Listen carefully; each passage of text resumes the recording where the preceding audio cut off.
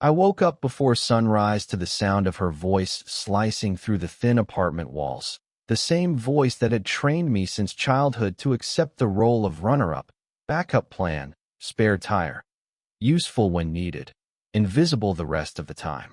Your sister is better than you. You're of no use to me, she said, like she was commenting on the weather. Something in me calcified as the kettle hissed and the cheap blinds trembled in the early light, and I realized I had taped more broken things in this house than I could count. Faucets, prescriptions, promises. I set down the mug, looked my mother in the eyes, and said, evenly, "Then let her pay your medical bills. I'm done supporting you." If you're listening right now and this hits a nerve, if you've ever been the useful one who never gets the credit, pause for 1 second. Subscribe, like, and share so more people who carry families on their backs can finally breathe. We're going into the truth today. Names not necessary, facts enough. She blinked at me, startled, the way people blink after they flick a switch and the light doesn't come on. The kitchen clock clicked past 6:02 a.m., the second hand scraping its small circle like it had somewhere else important to be. "What money?" she asked, and it was not the question of an innocent woman but a queen so accustomed to tribute she forgot coins had faces on them. "What money?" she repeated, pressing her palm to the counter's chipped laminate as if the counter, like me, could be leaned on without limit. I didn't answer. I went to the hall closet, reached past the winter coats, and pulled out the expanding file folder I had labeled Mercy the day I realized love without boundaries turns into a bill without a ceiling. Inside were years of receipts. Hospital copays with the ink faded to the color of old rain. Pharmacy printouts so long they curled like ribbons.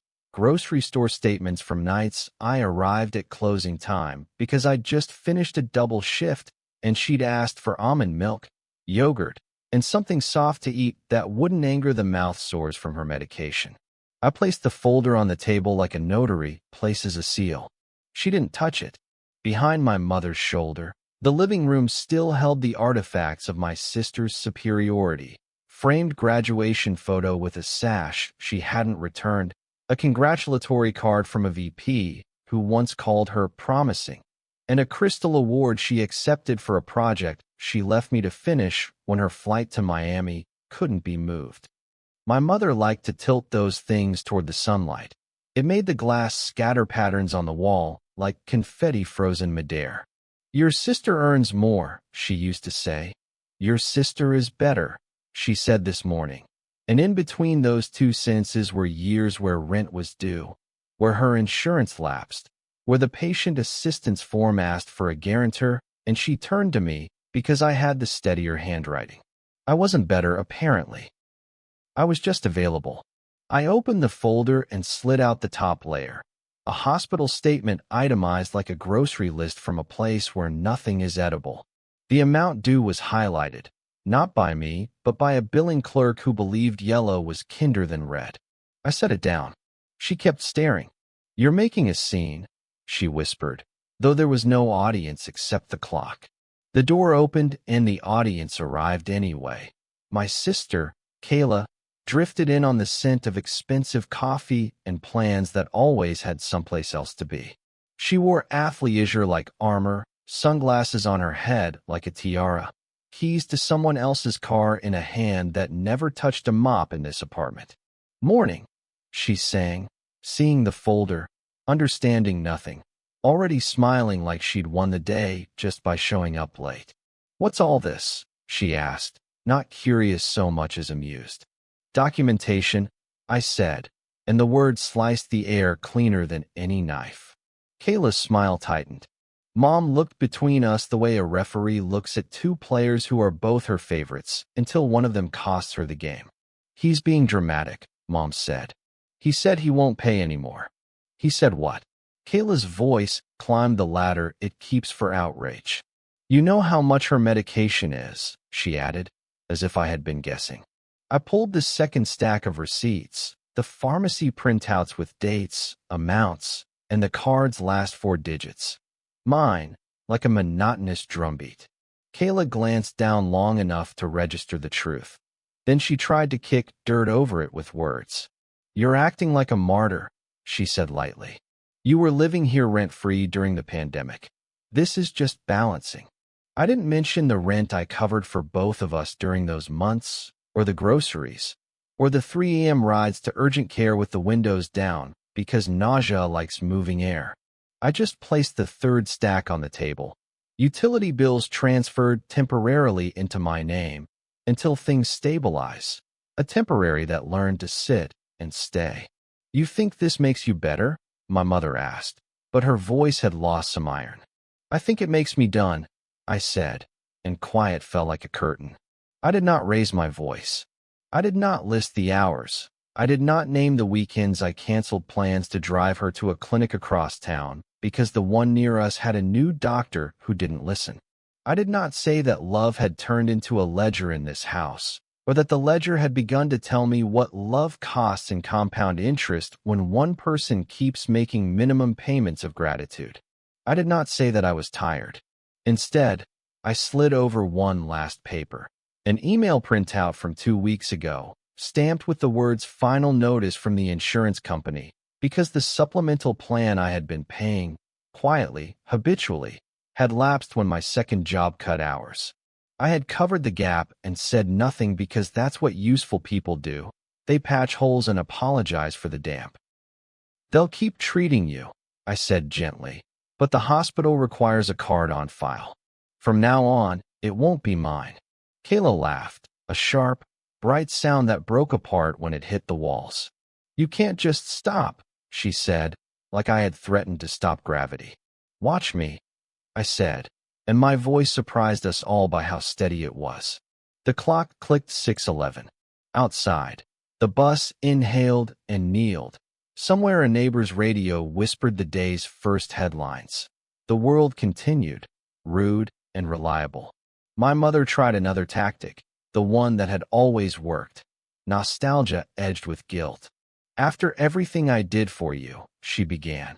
"After the sacrifices, after the nights I stayed up sewing, after you told me I was less than her." I finished quietly, not to win, but to stop losing. "You don't owe me gratitude for what a parent does," I said. "But you don't get to weaponize it, either." Kayla exhaled, impatient. "Okay, hero," she said. "What exactly do you want?" I wanted rest. I wanted the dignity of not being nicknamed dependable like it was a compliment and a sentence. I wanted to see if my life had color outside this apartment's palette of beige pity and fluorescent need. "I want balance," I said. "Which means, starting today, I looked at Kayla. "Will pay this month's hospital bill. And next month's, if she still needs treatment. You'll add the pharmacy plan to your card and set up auto pay. You'll cover utilities until Mom is eligible for the assistance program. I've already printed the forms. I'll help you fill them once. After that, you're both adults. Figure it out." Kayla's mouth opened, closed, opened again, the way a fish meets air for the first time and doesn't like what it learns. "I have obligations," she said finally, the word polished to sound like priorities. "Don't we all?" I said, and felt something almost like kindness for her, because she had always been praised for shining, never trained for sweating, always gifted with compliments, never burdened with consequences. "You make more than me," she tried again. I shook my head. "You spend more than me," I corrected, and I could see in her eyes the sudden math of it. The car lease that looked like freedom until the second year. The rent that described a skyline from a balcony she rarely used. The gym membership that renewed automatically, like her excuses. Mom pushed the folder away, a child refusing vegetables. "Stop it," she said. "You're making your sister feel bad." "No," I said, and my voice softened for the first time. "I'm letting consequences feel like themselves. It's overdue." Silence again, but a different kind. One that knows a door has just clicked shut and is testing whether it's locked. I poured my mother water and slid it to her. She didn't drink. Kayla stared at the receipts as if they were written in a language that only working people speak fluently. When I picked up my jacket, the house shivered, briefly, with the realization that I was not bluffing. Where are you going? Mom demanded, and the demand sounded smaller than she intended, like a coat on a hanger. To work, I said. To a life that is mine. At the door, I paused. Mom, the clinic will call for the card on file around noon. If Kayla gives them hers, appointments continue. If not, they'll still see you, but billing will escalate. Either way, I won't fix the fallout. I love you. I'm done being useful. Kayla's jaw clenched. You can't just walk away from family, she said, and the irony felt like static in the air. I turned the knob. I'm walking toward family, I said. The kind that includes me.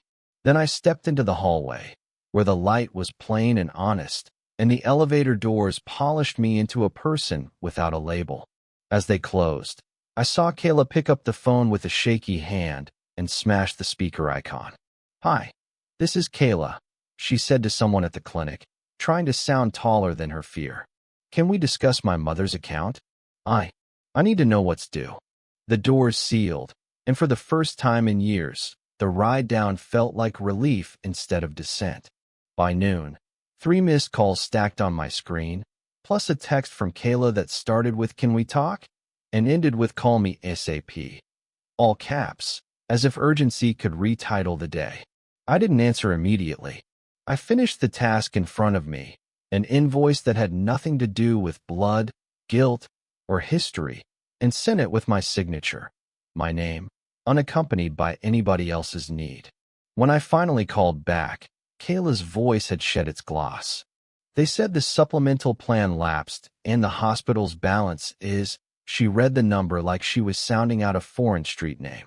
Also, there's a collections warning for the imaging from last winter, she added, and on the word warning her voice snagged, then fell. How did it get this bad? I closed my eyes. It didn't get this bad, I said. It stayed this bad, while I kept it from drowning you. There was a long inhale, the kind you take right before a confession or a lie. I don't have it, she said, small. Not all of it. You don't need all of it, I said. You need a plan. Start with the pharmacy auto pay. It's the smallest recurring cost and keeps her meds stable. Set a payment plan with the hospital. Ask for a financial counselor. They have them. Apply for assistance. The forms are in the folder under the red tab. Call the utility company and get her on the senior plan. That alone will cut the bill by a third. And Kayla, stop pretending you can be adored and unaccountable at the same time. It's killing both of you. On the other end, only her breath answered me. I hate you, she said quietly.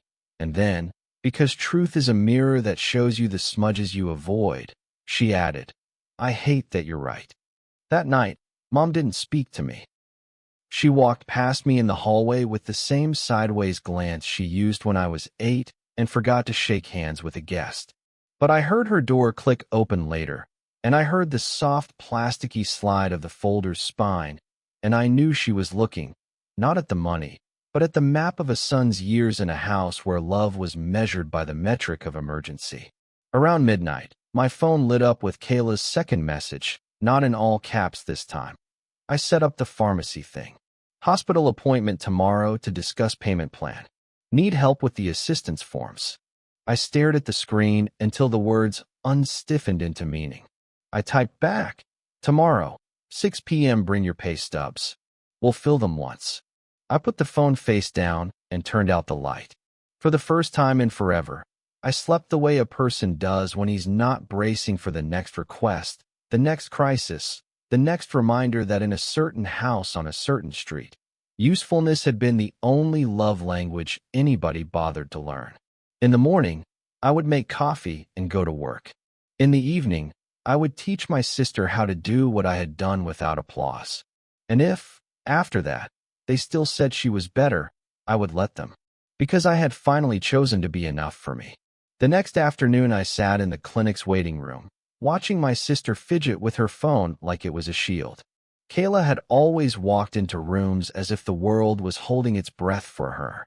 But now she looked small, like the chair was too big, her posture slumped under a weight she wasn't used to carrying. The financial counselor called her name, and she hesitated until I nudged her forward. This is your responsibility now. I whispered, not cruelly, but firmly. Inside the office, the counselor laid out numbers on a neat stack of papers. Kayla tried to joke at first, something about, "These figures can't be real," but her laugh died halfway. The balance was staring back, merciless, printed in bold black ink that didn't bend for charm or excuses. Mom sat between us, arms folded like she was watching a performance, waiting to see who would win. But I didn't play. I let Kayla hear every detail, the payment plan, the options for assistance, the deadlines. I didn't rescue her, not this time. When the counselor asked, "Whose card will we put on file?" I leaned back and stayed silent. Kayla's hand shook as she slid her card forward, and in that small gesture, I saw something break. The illusion that she could coast forever while I held the ground steady. Walking out of the hospital, she wouldn't look at me. Mom broke the silence first, her voice sharp. "You made her do this." I stopped, turned to face her, and said, "No, I made her see this." For a moment, Mom looked at me as if I were a stranger, someone she hadn't raised, but someone she suddenly had to respect. 2 weeks later, the folder of receipts was still on the table. Mom hadn't touched it much, but I noticed pages missing now and then, evidence she was looking when no one was watching. Kayla, meanwhile, had started paying, but the cracks in her perfect image widened quickly. Credit card bills piled up, her car got flagged for repossession, and the apartment she bragged about suddenly seemed too expensive. She came to me one evening, quiet, no makeup, no armor. "She told me everything is in my name," she said, voice trembling. "The house, the savings, even the insurance policy. But I didn't know it came with this much debt." I just listened. The truth was brutal. Mom had planned to leave me nothing, convinced Kayla was the better child. But Kayla was starting to realize the gift was poisoned. The inheritance wasn't wealth, it was obligation. Every unpaid bill, every loan co-signed in secret, every debt hidden in envelopes would one day fall into her lap. And in that moment, I didn't need revenge. Life was already delivering it, invoice by invoice. When I stood to leave that night, Mom whispered my name. It wasn't an apology, not yet. But it wasn't dismissal either. It was the sound of someone who finally understood that the son she had called useless was the only reason her world hadn't collapsed years ago. For the first time, I didn't answer. I simply walked out, lighter than I'd ever felt, knowing my silence spoke louder than anything left to say. Thank you so much for watching. If you enjoyed this story, don't forget to hit that subscribe button and help us reach our first 1,000 subscribers. Your support means the world to us.